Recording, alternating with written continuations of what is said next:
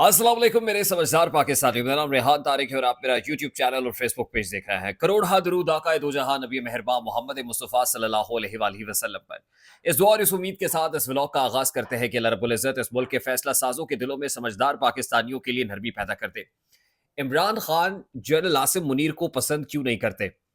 एक पुरानी ऑडियो है जो लीक हुई और उसके बाद वायरल हो रही है।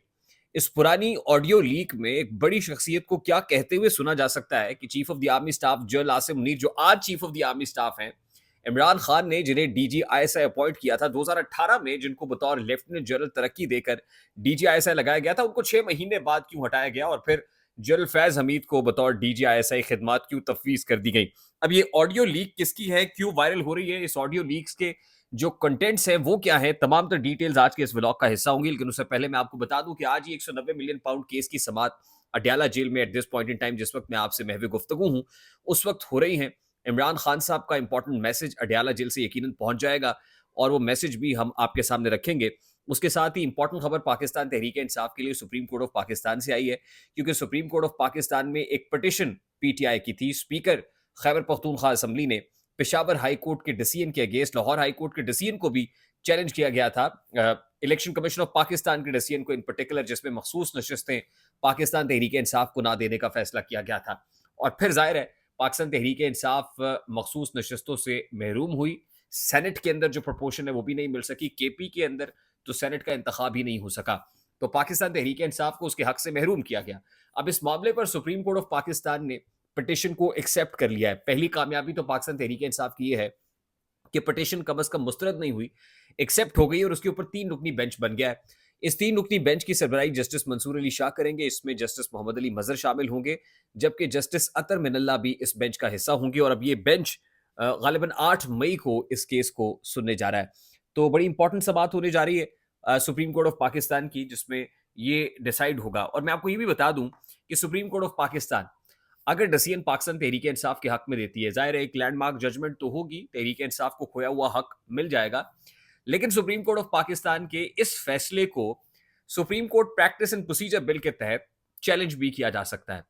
जब चैलेंज किया जाएगा तो जाहिर है ये 3 रुकनी बेंच है और इस 3 रुकनी बेंच के अंदर बहुत से लोगों को ये दिखाई दे रहा है ना कि इसमें जस्टिस काजी फायजीसा नहीं है, इसमें तो मंसूर अली शाह साहब है, इसमें जस्टिस अतर मिनल्ला साहब है, इसमें जस्टिस मोहम्मद अली मजहर साहब शामिल है। तो क्योंकि बेंचेस की कॉम्पोजिशन को देखकर बहुत सारे फैसले जो है ऑलरेडी डिटर्मिन कर लिए जाते हैं, तो इस बेंच की कॉम्पोजिशन तो बड़ी हौसला अफजा है as far as PTI is concern. लेकिन अगर ये सुप्रीम कोर्ट ऑफ पाकिस्तान फैसला पाकिस्तान तहरीक इंसाफ के मुखालिफ थॉट में देती है, मुखालिफत में देती है, तो जाहिर है कि पाकिस्तान तहरीक इंसाफ के पास भी चैलेंज करने का हक होगा। लेकिन दूसरे फरीक के बसूरत दीगर की, यानी अगर तो पाकिस्तान तहरीक इंसाफ के हक में फैसला आता है तो हुकूमती साइड से भी इसको चैलेंज किया जा सकता है। तो इसका मतलब यह है कि अभी मामला कोई आसानी से, अगर ये कहा जाए कि सुप्रीम कोर्ट ऑफ पाकिस्तान की इसी स्टेज के ऊपर ये मामला हल हो जाएगा, तो ये कहना शायद मुनासिब नहीं होगा, क्योंकि मामला लगता है कि अभी चलेगा। दोनों सूरतों के अंदर इसको चैलेंज कर दिया जाएगा।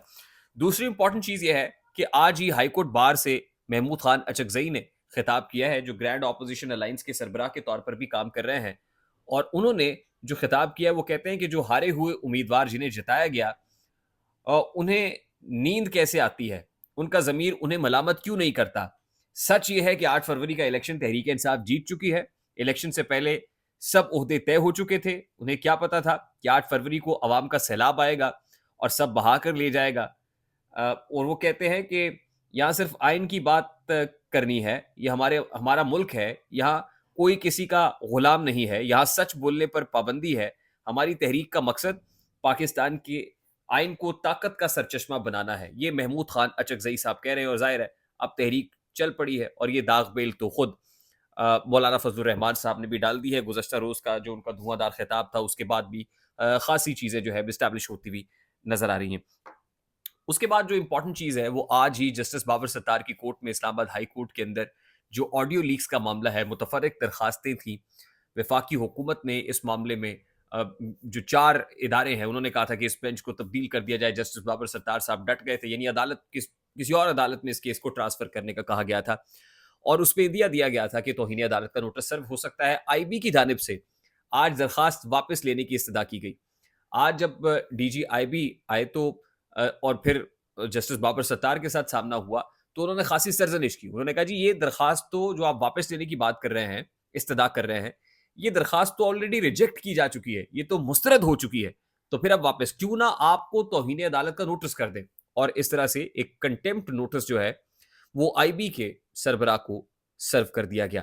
یہ اس سے بھی زیادہ انٹینسیفائڈ بات تھی. یعنی لاسٹ ہیئرنگ میں تو وہ صرف انڈیا دے رہے تھے کہ توہین عدالت بھی لگ سکتی ہے, نوٹس سرو ہو سکتا ہے, لیکن اب انہوں نے باقاعدہ یہ نوٹس سرو کر دیا ہے ڈی جی آئی بی کو. یہ بڑی معنی خیز بات ہے. انٹیلیجنس بیورو کے سربراہ کو نوٹس سرو کیا گیا ہے. اس سے ظاہر ہو رہا ہے کہ گیم یہاں بھی آن ہے.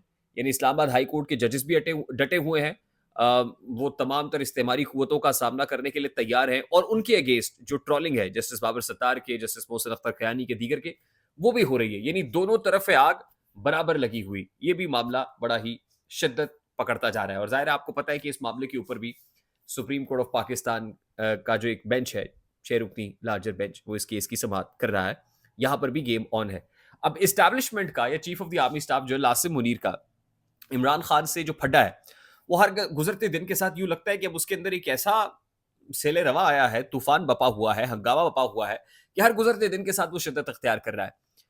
عمران خان صاحب نے جو لاسم منیر سے متعلق جو کچھ کہا, انہوں نے سیدھے الفاظ میں کہا کہ اگر مجھے میری اہلیہ کو کچھ ہوا تو ذمہ دار آرمی چیف عاصم منیر صاحب ہوں گے.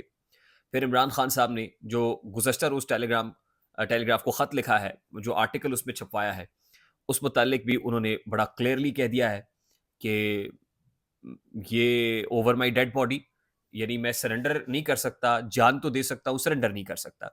اور اس میں بھی انہوں نے عاصم منیر صاحب کو براہ راست جو ہے مخاطب کیا ہے. دوسری طرف عاصم منیر صاحب بار بار ایک پولیٹیکل پارٹی کے بارے میں ڈھکے چھپے الفاظ کے اندر بھی برملا بھی, یعنی اشاروں کنایوں میں بات کر رہے ہیں. اور وہ یہ کہہ رہے ہیں کہ آپ کو یاد ہوگا نا کہ گرین انیشیٹو پاکستان کی تقریب سے خطاب کرتے انہوں نے کہا تھا کہ باقی سب پارٹیز تو ایک پیج پہ ہیں, صرف ایک پارٹی کو پرابلم ہے, ایک پارٹی کو مسئلہ ہے. گزشتہ روز بھی انہوں نے یہ کہہ دیا کہ ہم تو آئینی حدود جانتے ہیں, باقی لوگوں سے بھی کہیں گے ذرا اپنی آئینی حدود کا بھی خیال رکھیں, نکل کر کریز سے نکل کر نہ کھیلیں, عاصم منیر صاحب نے کہا. اس کے بعد اسی شام کو لگتا ہے کہ یہ جو ٹیلی گراف ہے انہوں نے موقع کی مناسبت جانتے ہوئے خط یعنی آرٹیکل پبلش کر دیا. اب آپ کو یاد ہوگا کہ اکانومسٹ کے اندر بھی عمران خان صاحب کا ایک آرٹیکل آیا تھا, اور اس وقت خاصا شور بپا تھا کہ یہ کیسے لکھا گیا, جیل مینول کیا کہتا ہے, کیا کوئی قیدی اس طرح سے کسی عالمی جریدے میں کوئی آرٹیکل لکھ سکتا ہے. بہت بات ہوئی. اس وقت care taker information minister Murtaza Solangi صاحب تھے, جو کر سکتے تھے انہوں نے کیا, لیکن خط چھپا, آرٹیکل لگا, اور آرٹیکل کئی دنوں تک اکانومسٹ جو ہے وہ بار بار پن کرتا رہا. پن پوسٹ تھی اور اس کے ملینز آف ویوز ہو گئے. اس وقت chief of the army staff جو عاصم منیر نے لاہور میں, اسلام آباد میں معاف کیجیے گا, یونیورسٹی کے اسٹوڈنٹس کے ساتھ, مختلف یونیورسٹیز کے اسٹوڈنٹس تھے, وہ اکٹھے تھے, تو وہاں پر کہا تھا کہ بین الاقوامی جریدے میں کوئی بھی $5 لاکھ دے کے آرٹیکل لگوا سکتا ہے. یہ گارڈین اکانومسٹ کے اندر $5 لاکھ دے کے آپ آرٹیکل لگوا سکتے ہیں, تو اس لیے یہ کوئی بڑی بات نہیں ہے. وہاں پر بھی عاصم منیر صاحب نے اپنی جو تھاٹ ہے وہ دی. یعنی ہر سٹیٹمنٹ, ایک طرف سے سٹیٹمنٹ آتا ہے, دوسری طرف سے کاؤنٹر آتا ہے, پھر ایک طرف سے آتا ہے, اس طرف سے کاؤنٹر کیا جاتا ہے, تو دونوں طرف سے یہ پنگ پونگ چل رہی ہے اور خاصی شدت کے ساتھ چل رہی ہے. اب عمران خان صاحب کا عاصم منیر صاحب کے ساتھ پھڈا کیا ہے, یا وہ کیوں پسند نہیں کرتے, اس حوالے سے ان کے ماضی کے قریبی ساتھی اور اس وقت کیبنٹ کے ایک اہم منسٹر عبدالعلیم خان صاحب کی ایک آڈیو ہے, اور عبدالعلیم خان صاحب اس آڈیو کے اندر کسی سے بات کرتے ہوئے یہ کہتے ہیں کہ آپ کا فوج کے ساتھ بڑا تعلق ہے, فوج میں آپ کے بڑے گہرے مراسم ہیں, ذرا پتہ کیجئے کہ جنرل عاصم منیر صاحب کو عمران خان صاحب نے کیوں نکلوایا تھا. اور پھر وہ کہتے ہیں کہ 2018 میں عاصم منیر صاحب کو لیفٹیننٹ جنرل کے عہدے پر ترقی دی گئی, عمران خان صاحب کی گورنمنٹ میں ان کو D G I S I لگایا گیا, لیکن جب وہ D G I S I بنے تو ان کے ساتھ پھڈا یہ ہوا کہ انہوں نے عمران خان صاحب کو یہ بتایا کہ عمران خان صاحب بحریہ ٹاؤن کے مالک ملک ریاض کی طرف سے ایک سیٹ آیا ہے, فرا گوگی فرنٹ مین ہے, فرا گوگی کی وساطت سے یہ سونے کا جو ہار ہے, وہ جو ہیرو کی انگوٹھیاں اور ایک سیٹ ہے, وہ آپ کی اہلیہ کو کے پاس آیا ہے. تو یہ ہمارے پکے سورسز, ہمارے پاس تو انفارمیشن انٹیلیجنس رپورٹ ہے, تو ذرا اس کو چیک کرائیں. عمران خان صاحب کو یہ بات ناگوار گزری. اب یہ اس آڈیو میں کہا جا رہا ہے, مطلب آپ نے یہ عمران خان صاحب کے پولیٹیکل اپوننٹس کے منہ سے تو بہت سنا ہوگا, علیم خان بھی اب ویسے پولیٹیکل اپوننٹ ہو گئے, لیکن اس وقت عمران خان کے قریبی ساتھی تھے, اور اس وقت ظاہر ہے ان کی حکومت تھی, تحریک انصاف میں تھے. اس آڈیو میں ان کو یہ کہتے ہوئے سنا جا سکتا ہے کہ یہ بنیادی وجہ تنازع تھی کہ عمران خان صاحب نے 6 مہینے کے بعد لیفٹیننٹ جنرل عاصم منیر صاحب کو جس وقت ڈی جی آئی سے ان کو فارغ کیا اور جنرل فیض حمید کو بطور ڈی جی آئی سے اپوائنٹ کر دیا. اور پھر اس کے بعد جب عاصم منیر صاحب chief of the army staff بننے لگے تو پھر سوشل میڈیا پہ کنٹروورسی اور behind the doors behind the curtains back drop میں عمران خان صاحب نے بہت کوشش کی کہ کسی طرح ان کا راستہ روکا جائے. اور یہ خبر chief of the army staff per in sectarian issue بھی بنایا گیا, مذہبی طور پر بھی کوئی پرابلم کھڑا کیا گیا.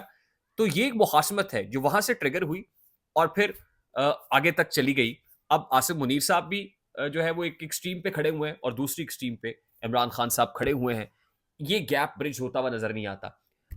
نعیم خالد لودھی صاحب جو سابقہ جرنیل ہیں, سابقہ سیکرٹری ڈیفنس ہیں, انہوں نے بھی کہا ہے کہ جو پرپوزل انہوں نے پیش کیا تھا جس میں 2 سال کی حکومت کی میعاد اور یہ سب چیزیں, انہوں نے ایک چارٹر بنایا تھا کہ اس طرح سے ان ٹی یو آرز کے تحت مذاکرات ہو سکتے ہیں.